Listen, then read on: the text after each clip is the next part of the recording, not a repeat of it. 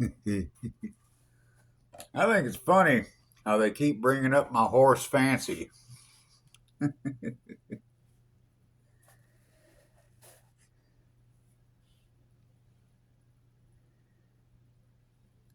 When me and my first wife split, they took my horse fancy and had her put down and turned into glue.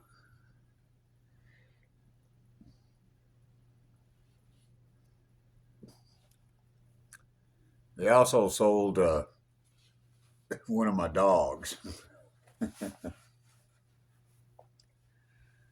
That was during my first divorce. Anyway, yeah, they killed my horse Fancy. She's an Appaloosa. And then they killed my dog. I was like,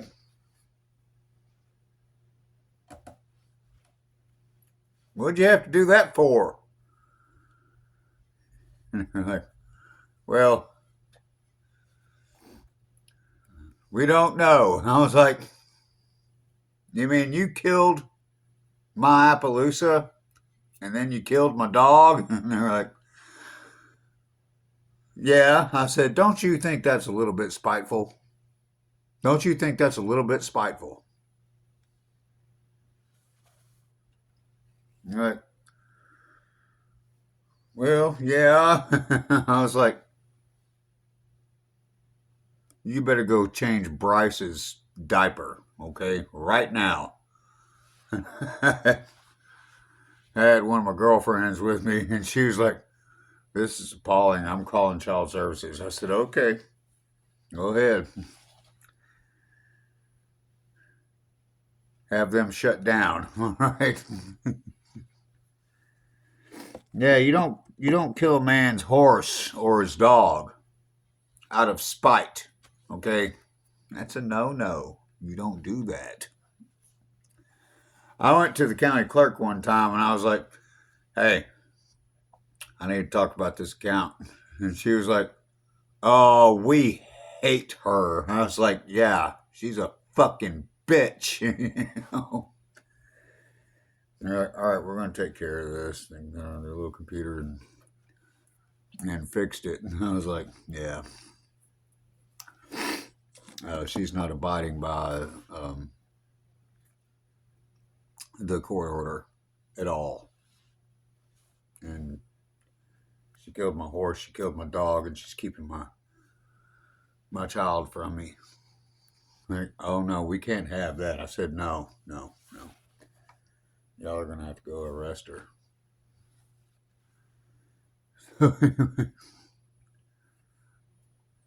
Yeah, you don't kill a man's horse, okay?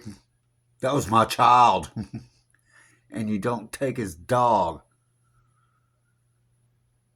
That was my kid too. So, anyway, cowboy up, you all. Don't let them kill your horse and dog. Okay? And quit giving them money. Just don't pay it. They don't deserve it. So, yeah, I'll never forgive that. You don't kill a man's horse and dog out of spite when you were the adulterer. That makes sense to you? I got court tomorrow. Anyway, we'll see what happens. Yeah, boy. Hats off to you. Yeah. Do you have any idea what it's like having a relationship with a horse that you raised? Fancy, the first time I met her, she was abused by her previous owner. Well, I threw a blanket on top of her and I hopped up on her back without a saddle and grabbed her by the mane, and she went nuts, was bucking around and everything, and I was like, hold on there, Fancy. Hold on. I got you. She eventually calmed down. She bucked me off one time, one good time, and I nearly cracked my skull open on a rock. And then she reared up, and it was like, boom, around my head. I was like, Fancy, that's enough. That's enough. Okay.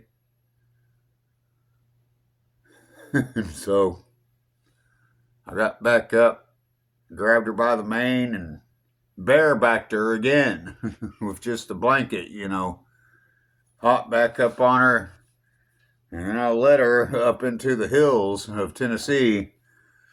She seemed to be okay. She saved my life one time, seriously.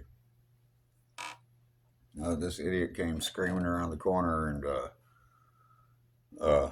it spooked her, so she bucked me off. And she and I both went tumbling down the hillside.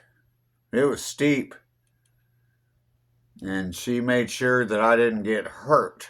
That's how smart horses are. I slammed up against a tree, and I was like, all right, let's get on back up here, onto the road. And anyway, that's how smart horses are. She bucked me off right before we both went tumbling down. Because if she had rolled over me, I'd be dead right now. She knew it. Anyway, God bless you, Fancy. I don't know. I've thought about it before, getting some more horses or getting another horse. I wouldn't mind doing that.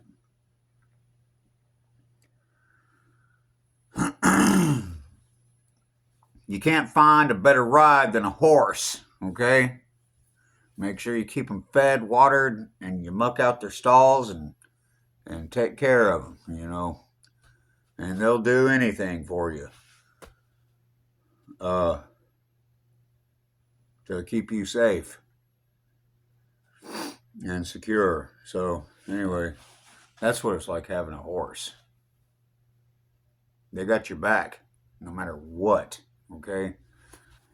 So that's it. That's the story of my horse, Fancy.